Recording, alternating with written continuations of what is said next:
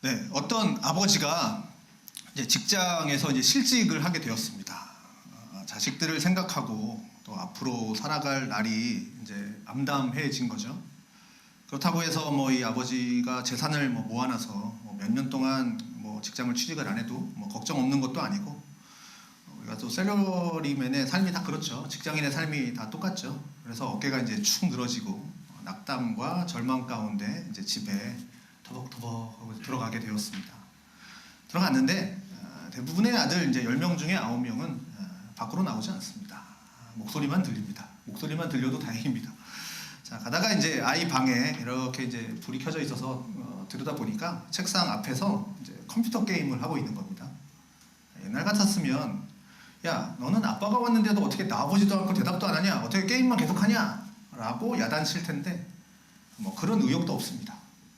게임을 하고 있는 거 보니까 아이의 이제 모습이 안쓰럽기도 하고 또 한편으로는 한심스럽기도 하고 또 반대로 또 속상하기도 하고, 그렇게 아이가 게임하는 걸 이제 멍하니 한참 지켜봤습니다. 자, 근데 게임을 이제 이 아이가 잘 못하는지 이제 계속 죽는 겁니다. 계속 게임을 새롭게 하는데 이제 게임을 지면 이제 거기에 뜨는 단어가 있죠. 바로 fail이라는 단어입니다.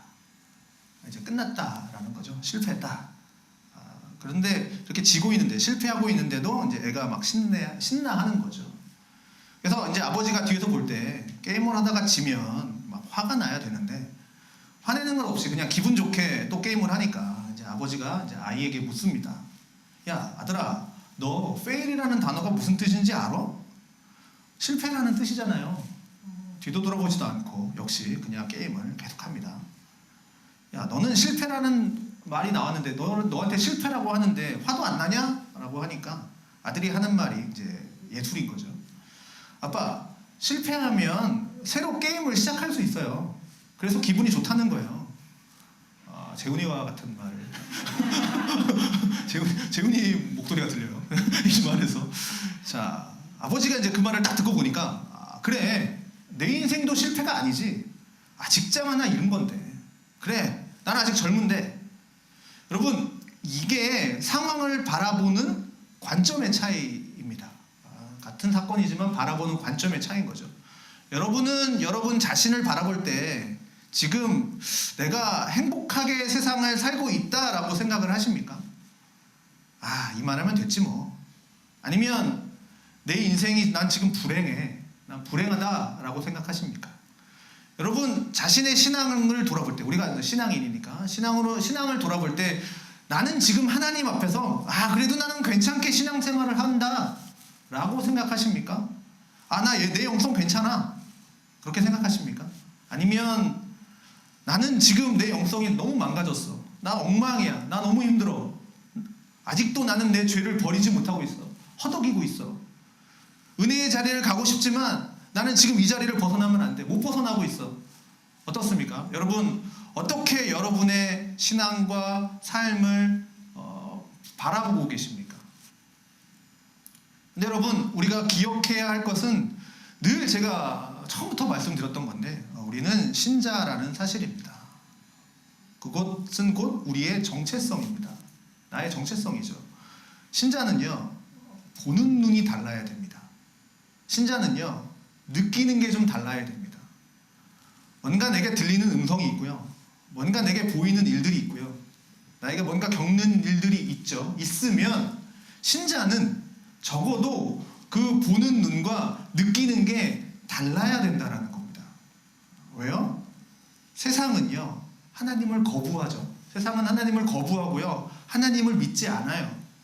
그러나 우리는 어떻게 됩니까? 하나님이 살아계심을 믿는 사람들이니까. 그래서 이 세상이 다가 아니고 우리는 저 천국이 있고, 우리의 본향 저 천국이 있고, 하나님은 또한 이 땅 가운데 우리와 함께 계시고 살아계셔서 나와 함께 하시는 인생을 사는 존재들이니까.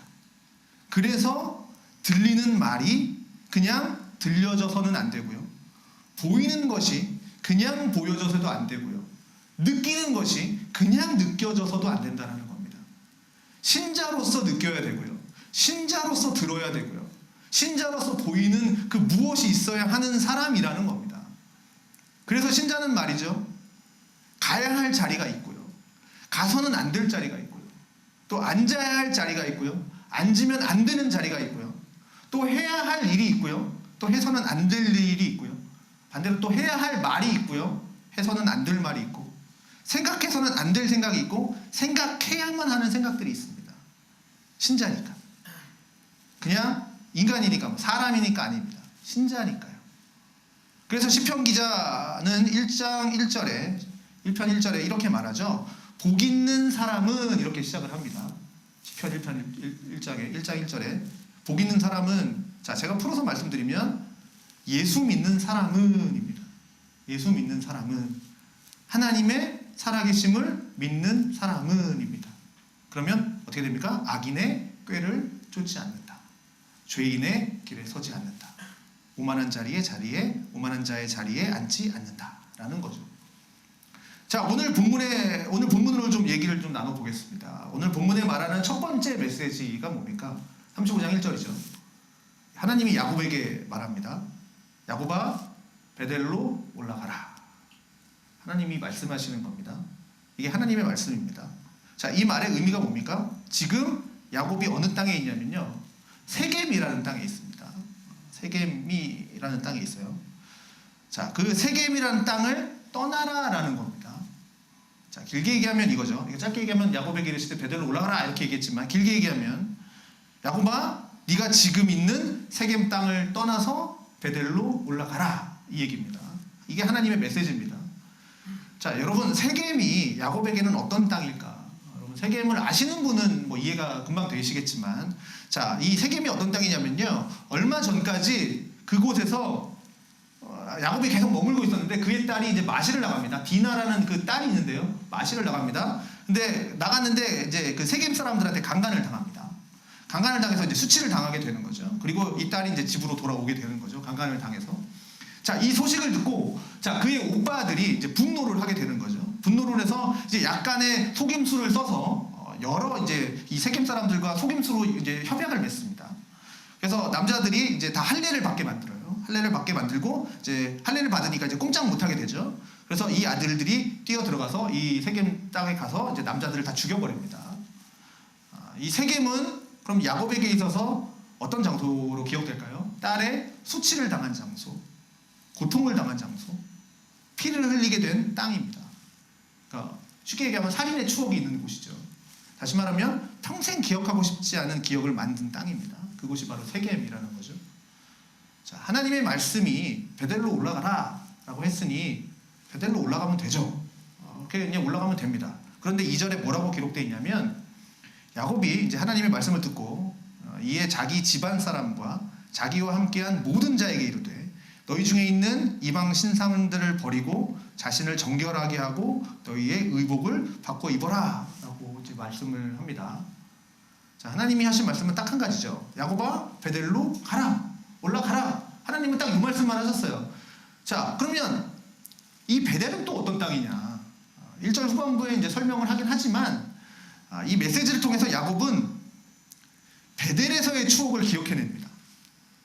자, 아까 얘기했죠. 세겜은 어떤 땅입니까? 살인의 추억, 수치의 추억, 고통의 추억이지만 베델은요, 반대로 아름다움의 추억. 야곱에게 있어서 이 베델은 아름다움의 추억의 장소입니다.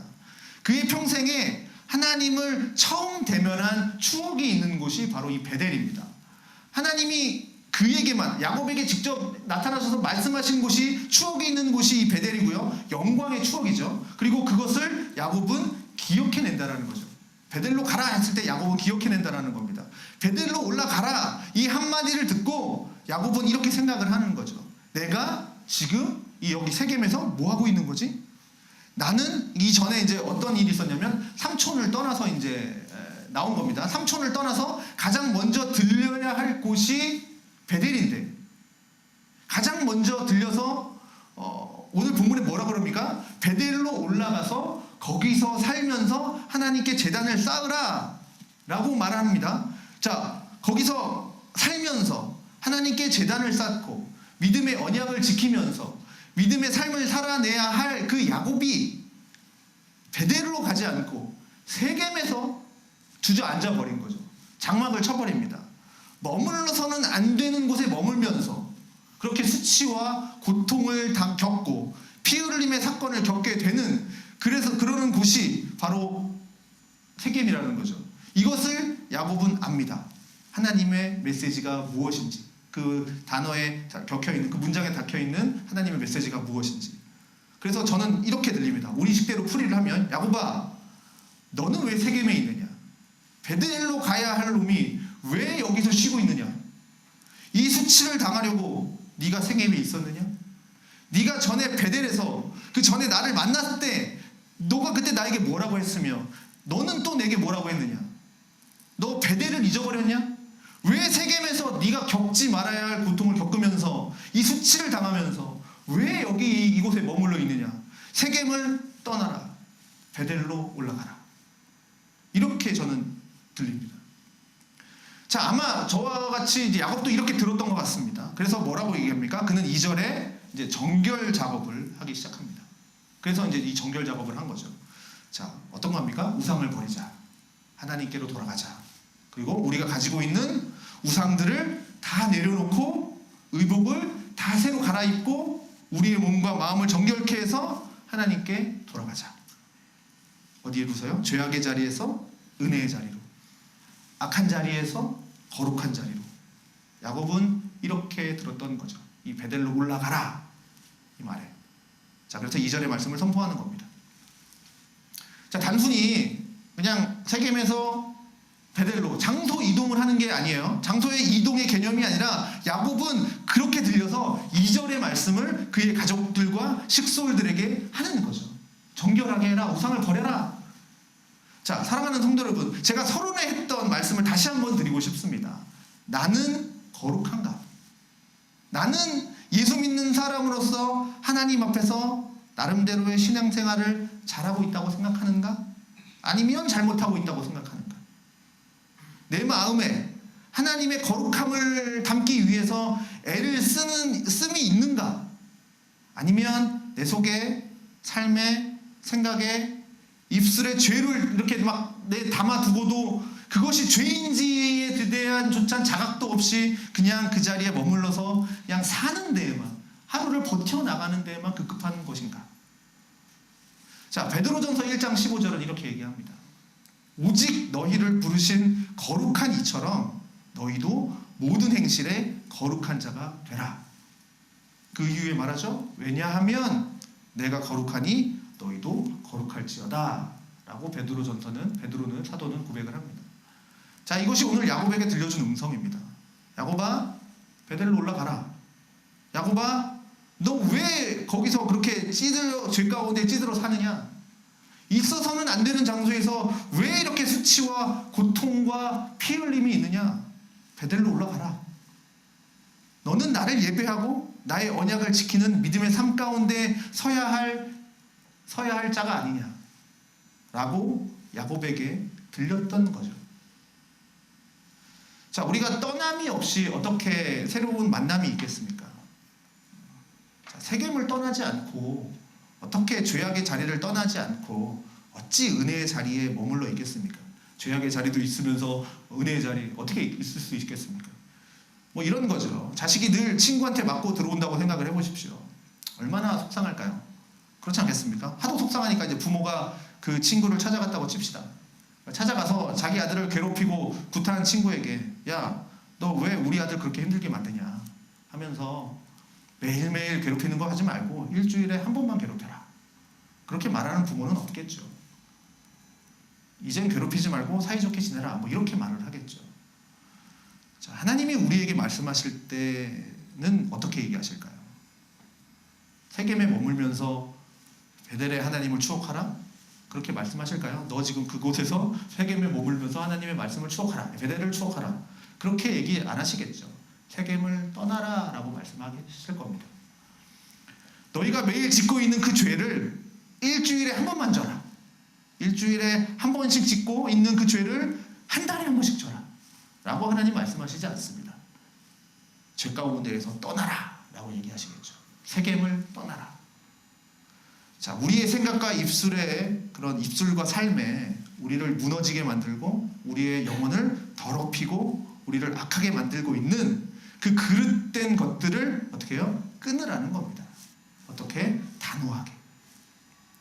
그리고 하나님께로 나아가라라는 겁니다. 하나님께로 돌이키라라는 거죠. 너희 안에 있는 그 거룩함을 회복하라.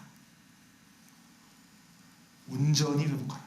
자, 어쩌면 우리의 삶이 이렇게 하나님 세겜에서 살다가 베들로 가려고 하다 보면 많이 어렵습니다. 우리가 가는 길에 넘어질 수도 있겠죠. 이게 뭐 한 번에 딱 된다고 되는 일이 아니지 않습니까? 나 이제부터 딱 세겜을 끊을 거야. 끊어지는 게 아니지 않습니까? 그러나 하나님의 명령은 단호하다라는 겁니다. 죄를 떠나 하나님의 거룩함으로 나와라. 죄를 떠나 하나님의 은혜 받은 자의 장소를 찾아 옮기라라는 겁니다. 우리의 마음의 자리를 옮기라라는 거죠. 자, 여러분, 우리는 자기의 유익을 위해서, 상황을 모면하기 위해서, 그리고 상황에 맞는 자신을 좀 멋지게 포장하기 위해서 꾸미는 말들이 너무 많습니다. 그런데 문제는 그런 꾸미는 말들이 죄라고 생각하지 않는다라는 거죠. 이걸 좋게 생각하면 뭐 세상을 사는 노하우고 뭐 지혜라고 착각을 합니다. 자기 자신을 스스로 포장을 하는 거죠. 뭐 마찬가지로 이런 거죠. 남을 미워하고 시기 질투하는 거 당연하다라고 생각합니다. 왜요? 내가 그렇게 당했기 때문에. 그래서 나도 남을 미워하는 게 당연하다라고 생각하죠. 하나님 앞에 나를 바라보는 그 관조하는 시간이 없습니다. 제가 서론에 뭐라고 말했습니까? 신자는 내가 들리는 것, 내가 보는 것, 내가 겪고 내가 처해 있는 상황을 보는 눈이 어떻게 해요? 불신자와는 달라야 된다는 겁니다. 신자니까요. 여러분 힘듭니까? 그래도 어쩔 수가 없죠. 신자니까. 예수 그리스도의 십자가의 은혜를 받은 자니까. 내 마음에 그런 것들이 좀 부딪히더라도 안 되더라도 그렇게 생각하려고 애를 쓰는 사람이 우리의 자리이고 그것이 바로 우리라는 겁니다. 여러분 누구라도 미워하는 사람을 미워하는 게 너무 자연스럽지 않겠습니까? 나를 미워하는데 어떻게 내가 그 사람을 좋아합니까? 그냥 미워하는 게 너무나도 자연스럽겠죠. 신자도요. 내가 미워하는 사람 미워하는 거 아주 쉽습니다. 자연스럽죠. 누구나 다 똑같습니다. 뭐 저라고 별 볼 일 있겠습니까? 저도 똑같아요. 그런데 신자니까요. 이 자연스러운 내 마음을 역행시켜서라도 하나님께 나아가는 마음이 자연스러워지도록 내가 몸부림치는 삶을 사는 것이 신자의 자리라는 거죠. 그게 신자의 정체성이고 위치라는 거죠. 그래서 1절에 베들로 올라가라 하시면서 하시는 말씀이 뭡니까? 그곳은 네가 네 형 에서의 낯을 피해서 도망하던 때 하나님이 내게 나타났던 장소라는 겁니다. 베들로 올라가라. 그곳이 어디입니까? 네 형을 피해서 낯을 피해서 도망했던 곳이라고 얘기하는 겁니다. 그곳이라고 정의를 내립니다. 그 베델이. 다시 말하면 어떤 장소입니까? 네가 그렇게 힘겹고 어려울 때 하나님이 너를 만나주신 장소다라는 겁니다. 에서의 낯을 그 죽을 위기에 처하지 않습니까? 에서의 형이 막 자기를 죽이려고 그랬을 때 도망갈 장소. 그 정말 힘든. 그래서 피곤해서 그냥 비계 하나 없이 그냥 돌베개에 그냥 베어서 있었을 때. 자, 아시다시피 야곱은 아주 약삭빠른 사람이어서 장자권을 취하고 싶어서 그 형의 그 장자의 권한을 취하고 싶어서 왜냐하면 그 가정의 복이 장자로부터 흘러나온다라고 이어져 가기 때문에 그렇게 생각했기 때문에 팥죽 한 그릇으로 형을 속여서 그 장자권을 사지 않습니까? 어떻게 보면 정당한 거래죠. 너는 배고팠고 나는 팥이 있고 그래서 바꾸자. 어떻게 보면 정당한 거래인 것처럼 보이죠. 그리고 또 더 나아가서 그의 아버지 이삭에게서 장자의 축복도 받습니다. 이 상황을 나중에 깨달은 에서가 이제 분노하기 시작하는 거죠. 이 자식 어디 갔어? 내가 잡아 죽여버리겠어. 그러고 쫓아다닙니다. 결국 어떻게 합니까? 이 정들었던 집을 나와서 그 먼 거리에 있는 삼촌 라반에 있는 집으로 도망까지 갑니다. 그래서 도망을 가다가 라반의 그 삼촌에 있는 집으로 가다가 도중에 베델이라는 지역에 머물게 되고 거기서 밤에 너무 늦은 밤이 되어서 밤이 늦어서 돌멩이에 이렇게 베개를 삼아서 돌멩이를 베개 삼아서 잠을 잡니다. 그때 꿈에 하나님이 야곱에게 나타나시죠. 아까 처음에 얘기했던 그 베델이라는 하나님의 장소. 자, 그때 한 야곱의 고백이 그겁니다. 여호와께서 과연 여기 계시거늘 내가 알지 못했도다. 하나님이 계속 계셨는데 함께 하셨는데 이제 야곱은 미처 깨닫지 못하고 이때 처음 깨달은 거예요. 그때 처음으로 야곱은 하나님에 대해서 깊은 깨달음을 얻게 되는 거예요. 이 베델에서. 자, 하나님이 아버지 이삭의 하나님만이 아니라 이제 나의 하나님 야곱의 하나님이 되어주신 결정적인 순간입니다. 자, 그래서 베델로 올라가라, 하나님이 그 베델로 올라가라 라는 말이 야곱에게는 그냥 쉽게 들리지가 않는다라는 거죠. 야, 너 뭐하냐, 집에 빨리 가야지 라는 식의 단순히 들리는 게 아니라는 겁니다. 여러분, 뭐 이런 거죠. 정말 사랑을 진하게 해본 사람은 사랑합니다 라는 말을 과연 함부로 할 수 있겠습니까?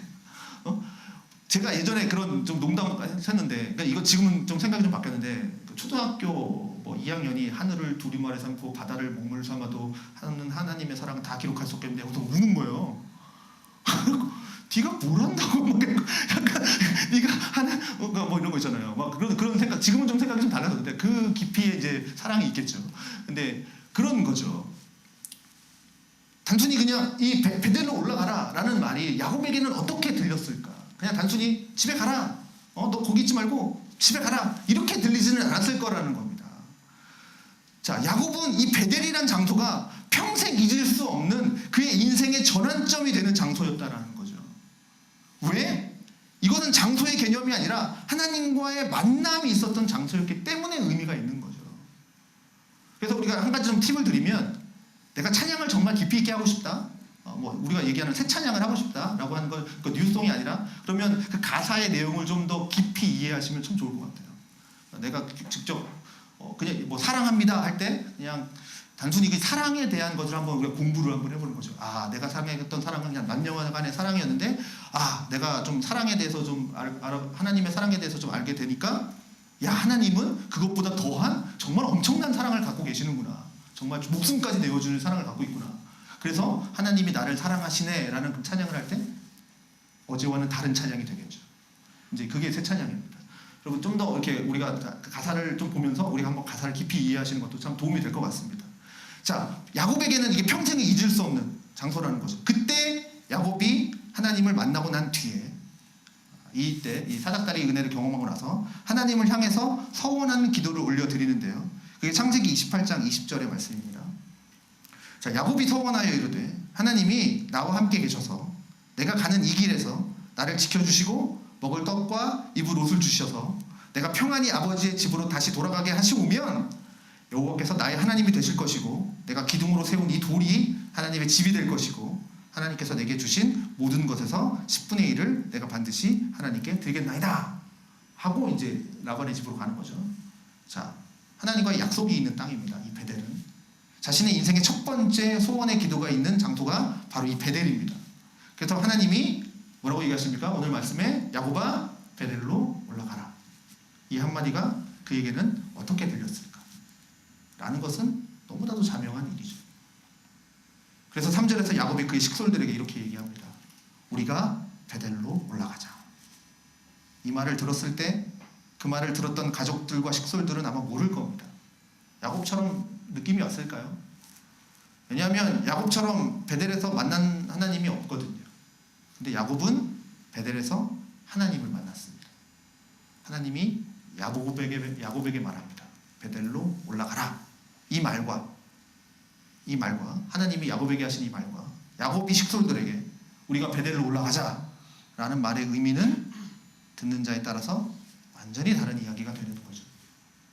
자, 그의 식솔들도 야곱과 같은 감동과 깨달음을 가졌을까? 아니요. 그냥 아버지의 말에 혹 주인의 말에 그냥 쫓아갈 뿐이었겠죠. 야곱이 들었던 그 메시지의 느낌은 야곱만이 가지고 있었던 메시지입니다. 야곱만이 가졌던 느낌인 거죠. 오늘 이 시간 하나님이 우리에게 말씀을 하십니다. 세겜을 떠나라, 베델로 올라가라 라고 한다면 우리 각자는 어떤 느낌이 들까? 여러분은 어떤 느낌이 드십니까? 너희가 있는 자리가 죄악의 자리고, 너희가 지금 그곳에 머무름으로 인해서 당하는 그 고통과 수치와 아픔을 모르느냐? 지금 그 자리에 그냥 머물러 있음으로 인해서 너희가 당하지도 않을, 겪지도 않아야 될 그 수치와 고통과 아픔을, 눈물을 흘리고 있는 것을 너희가 알지 못하느냐? 이제는 그 세겜, 그 자리를 떠나서 하나님의 은혜의 보좌 앞으로 나와라. 하나님께로 나와라. 하나님을 찾는 삶을 살아라. 이제는 믿음으로 살겠다라고 고백하자라고 말한다면 여러분 어떤 느낌이 드십니까? 각자의 느낌이 다르겠죠. 아마 제가 느끼는 느낌이 다를 거고, 아마 우리 장로님이 가지는 느낌이 있을 것이고, 또 우리 성도님들이 각자 가지는 느낌이 다르겠죠. 자, 언제부터인지 우리도 야곱처럼, 지금 이 야곱처럼 신앙생활을 해오고 있는 것은 아닌가 한번 생각해 볼 필요가 있습니다.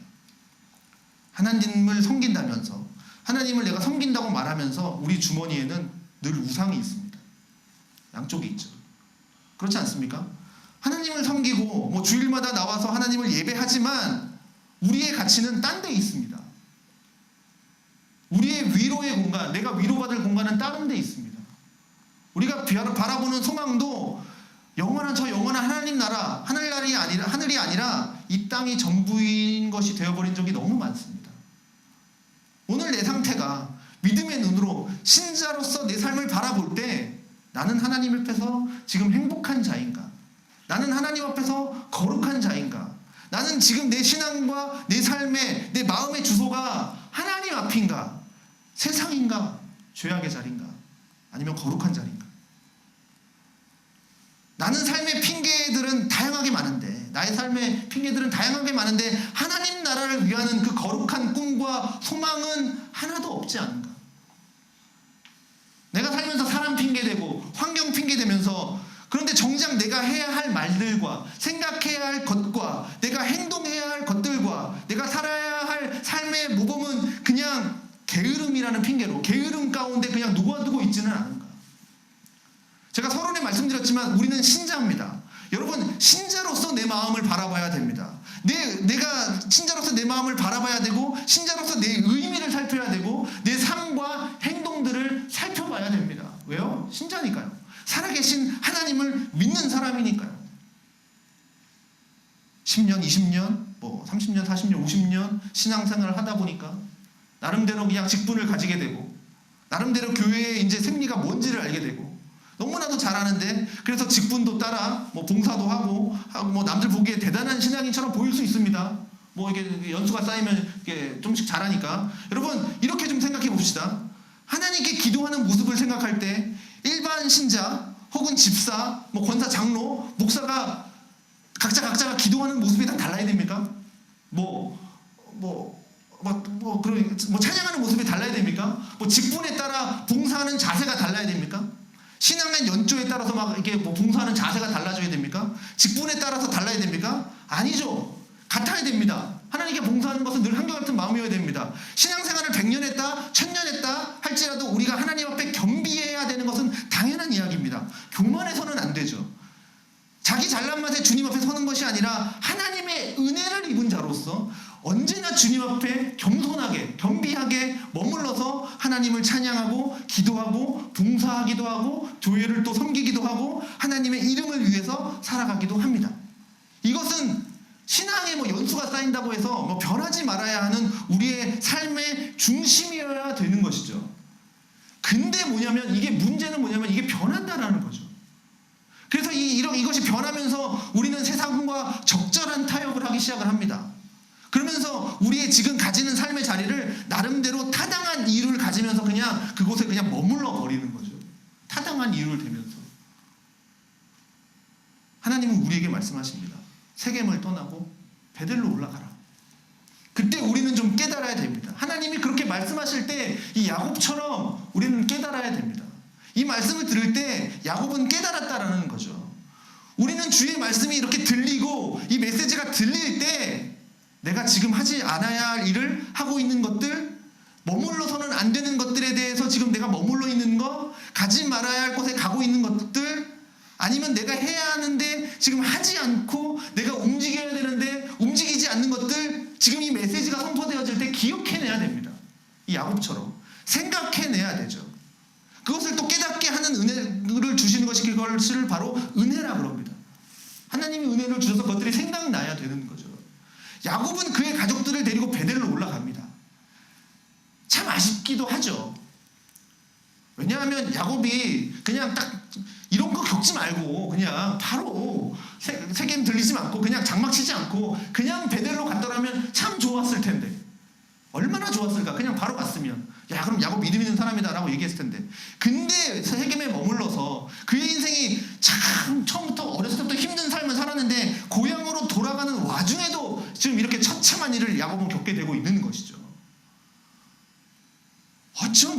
삶이 이런 모습인지도 모르겠습니다. 우리도 그냥 하나님의 그 딱 철로의 업점, 하나님의 길을 참 좋게 갔으면 좋겠는데, 우리가 몇 주 전에 그 영상도 봤었죠. 그냥 하나님의 그 철로의 업점으로 가면 좋겠는데, 그렇게 하늘나라를 향해서 우리 가는 인생의 여정 가운데에서 환난들이 있는 거죠. 고난들이 있는 거죠. 어떨 때는 우리의 힘도 필요하고요. 우리에게 힘도 필요하고요. 어떨 때는 우리의 지혜도 필요하지만 우리의 삶에는 반드시 신자로서 택해야 할 것들이 있다는 거죠. 내가 가서는 안 되는 곳, 해서는 안 되는 일들, 해서는 안 되는 말들, 그리고 품어서는 안 되는 생각들이 있는 것이죠. 그리고 신자이기 때문에 내가 품어야 할 생각들이 있고 해야 할 말들이 있고 그리고 움직여야 할 우리의 모습들이 있는 줄 믿습니다. 이유는 하나입니다. 신자이기 때문이에요. 예수의 십자가 은총을 입은 하나님의 백성들이기 때문입니다. 그래서 5절에 이렇게 기록을 합니다. 그들이 떠났으나 하나님이 그 사면 고울들로 크게 두려워하게 하셨으므로 야곱의 아들들을 추격하는 자가 없었다.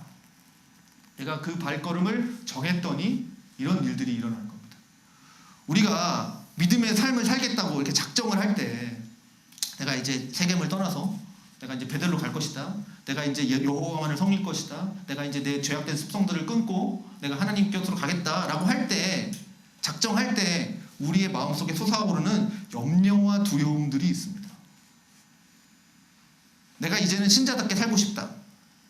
이 믿음을 거부하고 살아계신 하나님을 부인하는 이 세상 가운데에서, 이 제도 가운데에서 어떻게 신자로서 내가 크리스찬으로서 세상을 바라보고 세상 가운데서 어떤 말을 하고 세상을 살까라는 것이 언제나 우리에게는 딜레마죠. 어떻게 해야 되는 건가. 또 성경이 참 저는 감사한 게 뭐냐면 이거를 하나하나 나열을 했다면 그런 생각을 해요. 막 율법처럼 세상에서는 이런 말만 해야 되고 이렇게 살아야 되고 아침에는 몇 시에 일어나야 되고 이렇게 딱 정했다면 아마 우리는 바리새인이 됐을 겁니다.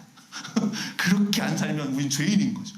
근데 하나님은 우리에게 참 좋게 하신 것 같아요. 자유롭게. 그 말에는 참 엄청난 의미가 있습니다.